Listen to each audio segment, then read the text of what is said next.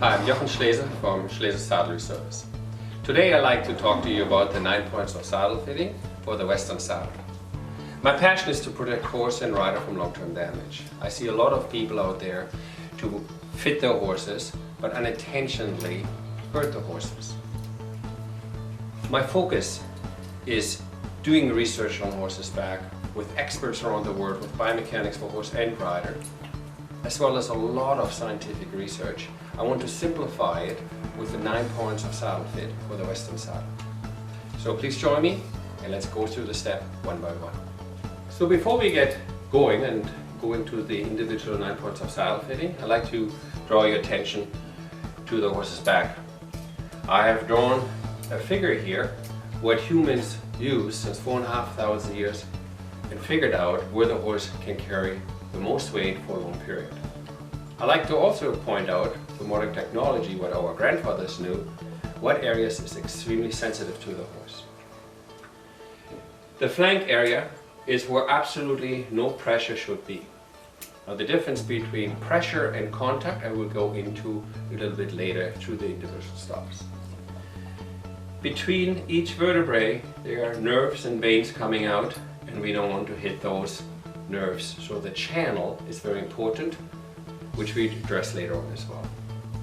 Probably the worst area for the horse to experience any kind of pressure is in this triangle right through here. We don't want any pressure in this area. I'm going to go more in detail when we talk about the tree width and the tree angle. So the next area, what is very important, is this point right here. Very important for endurance riders or long distance riders. This is the MP13, the lung meridian point. If the saddle pressures there too much, the horse will not use their full breathing, and as a competitive rider, as a trail rider, as a hobby rider, that's not what I want to do to my horse. Same stuff your ears are made of, cartilage. It's a huge blob of cartilage on top of every horse's shoulder blade, and that is something we do not want to damage. So you see there's a lot of red, but you also see there's an area right here. That's the area where we're going to focus when we go through the 9 points of saddle fit. Now I'm going to talk to you about wither clearance. When you check the wither clearance on your saddle, make sure you push on the swell, and you would like to have 2 to 3 finger clearance all the way around. Now when you check that, make sure you check it above the bars, underneath the swell, all the way around. So this particular tree, when I put it on the horse, has room on the side but nothing on top. So let's put a saddle on.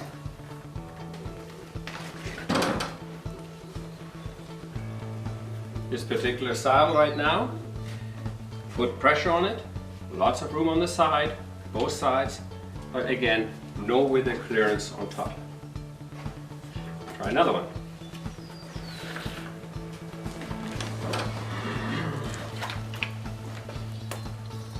This particular one has nice room on the sides and 2 to 3 finger on the top, and the same on the other side. This particular Western saddle has good wither clearance. It's not too much, it's not too little. Sometimes horses have mutton withers. They will maybe have more than 4 to 5 fingers, and sometimes you have horses with extremely high withers and you barely get 1 to 2 finger across. So in general, if the withers is not too high or too mutton, you want to see 2 to 3 fingers all the way around the wither bone above the bars. Thank you very much for watching this video. I hope you find these tips very helpful.